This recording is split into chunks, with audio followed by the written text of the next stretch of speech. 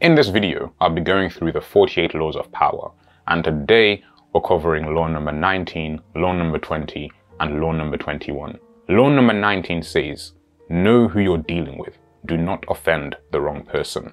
In life, if you can avoid confrontation, then you absolutely should. One of my favorite quotes says, the greatest victory is that which requires no battle. And I completely agree. Why would you engage in a hostile encounter, which is energy draining, if you can avoid it? You wouldn't. However, there may be times when you've done what you can to avoid confrontation, but it simply isn't working, and you need to engage in a hostile encounter. This law says, know who you're dealing with, and when you do that, do not offend the wrong person. If you get into a fight with the wrong person, you may end up losing the fight emphatically, or you may end up winning, but you will be left with permanent battle scars, which leave you in a condition where you can never fight again. So know who you're dealing with, and don't offend the wrong person. A good example of the kinds of people you don't want to offend are proud people and arrogant people. In life, you need to be able to take a joke. You need to be able to laugh at yourself. You need to be able to be okay with a joke being made at your expense. It happens to everybody. However, there are some people who cannot do that. And if they are the butt of the joke, then all hell breaks loose. You want to avoid offending such people, even in jest. Otherwise, they will endeavor to take vengeance on you on a scale that you never could have imagined. A classic example of this is the leader of the nation of North Korea. The leader is notorious for being proud and for being arrogant. There is a report that a mother was once imprisoned because during a fire, she decided to save her own children rather than saving a portrait of the leader's grandfather. You can imagine what kind of punishment you would incur if you actually offended the leader himself. Another group of people that you want to avoid are those who are hopelessly insecure. You could say something with the purest of intentions, and hopelessly insecure people will take that and interpret it as a direct attack upon them. Avoid such people. You will have nothing to gain by getting into any kind of confrontation with them. Finally, avoid people who take notes. By taking notes, I mean keeping an accurate record of every negative thing that someone does to you. You could have done something weeks ago, months ago, even years ago, yet people who take notes will remember, and they will hold a grudge, and they will be seeking an opportunity to get their own back. And you won't expect it because you've long ago forgotten it. Once again, don't offend such people.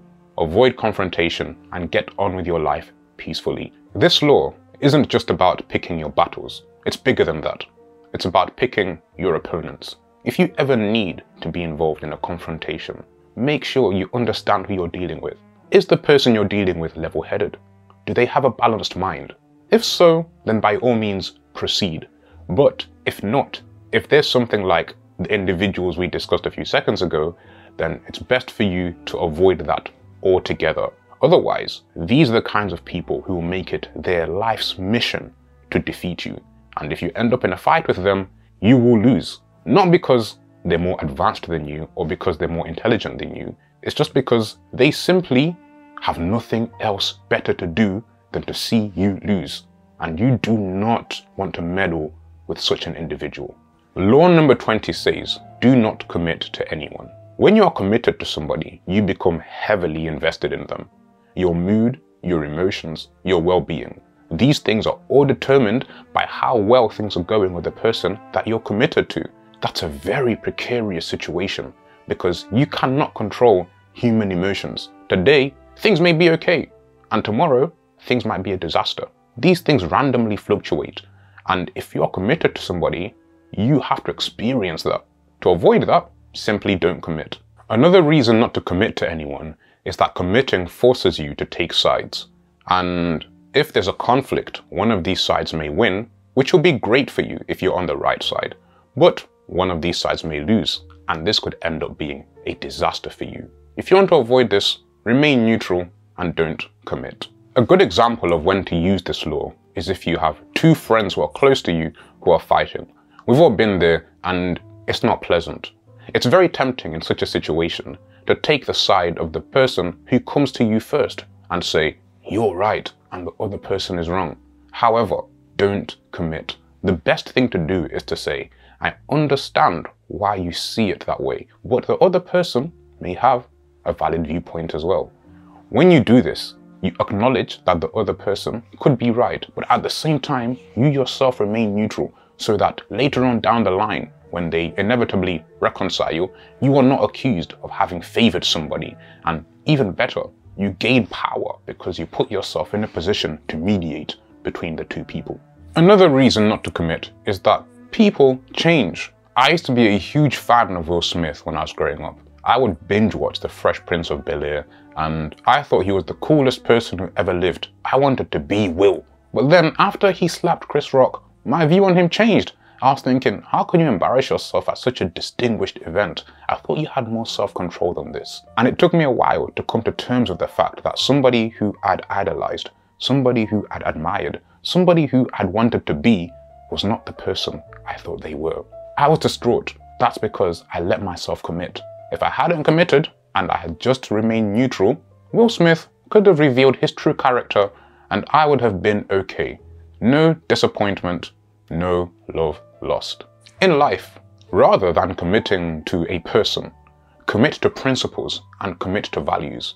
People change, but principles and values do not. This means that if there's a disagreement and people come to you wanting you to agree or disagree with them, you can do so based on your principles and based on your values. This means that you might not always agree with them and they might temporarily dislike you. But believe me, they will respect you because they understand that you've tied yourself to a set of principles and a set of values. Furthermore, when you commit to principles and values rather than to people, you avoid being disappointed when people who you idolize are caught in some kind of public scandal. Everybody makes mistakes, and if you want to avoid being disappointed, commit to principles and values rather than committing to people. Law number 21 says, play a sucker to catch a sucker. Seem dumber than your mark. I'm not really sure what a sucker means. It seems like a bit of a weird word to call a person, but that's what the book says. What this basically means is downplay your intelligence. People like to feel smart. People like to feel in the know. People like to feel knowledgeable, and nobody is more complacent than the person who believes that they know more than everybody around them. As I have mentioned many times in this series, people are naturally vigilant. People have their guard up. People are on the lookout for red flags when they meet someone new, which is good. It's healthy human behavior. But if you ever need to bypass this for any reason, one of the quickest ways to do so is to seem dumber than you are. Seem less intelligent than you are. Let people underestimate you. That means that they will not suspect you if you are undercover planning to do something which requires people to have their guard dropped. Here is a question. Let's say you know somebody who's a liar. They are a habitual, pathological liar and they've never uttered a word of truth in their lives. If you want to catch them in the act and they're speaking about a situation that you know about, do you A, mention from the get-go that you already know about the situation, or B, act as though you don't know? Act none the wiser. Everybody knows that you act as though you don't know about the situation. If you do this, you're more likely to catch the liar in the act. By downplaying the amount of knowledge you have about a situation, you are more likely to find out more than you would have if you act as though you know everything. I have two friends who execute this law perfectly whenever they're on holiday. They are fluent in several languages, and when they enter a country that they know the language of, they prefer people not to know. They tell me that when they do this, they have access to people's true feelings, people's true thoughts, and people's true opinions about them. If people are saying something positive, they know. If people are saying something negative, they know. If people are mocking them, they know. If they decide to then start speaking the local language, they realize that people completely change. They become more reserved. They become more cautious. They start watching what they say about these people. You see, when these people downplayed their intelligence, downplayed their knowledge, and downplayed their understanding of the local language, they had access to information that they otherwise would not have access to. And that is a key component of power. Very few things in life are more satisfying than the feeling that you know more than other people around you. That's hardwired into our systems as human beings. However, that leaves us vulnerable to situations where we believe we're in the know. We believe we are all wise and all knowing because we become complacent. So be vigilant. Look out for people who may be trying to downplay their intelligence and downplay their knowledge so that you underestimate them, because they know that once you have done this, they will be given free rein to accomplish whatever they might want to accomplish, no matter how nefarious and ulterior their motives are. That is law number 19, law number 20, and law number 21 from the 48 laws of power. If you liked this video, I am certain that you will like the other videos I've made on the 48 laws of power. You will find them in this playlist here. Until then, thank you for watching.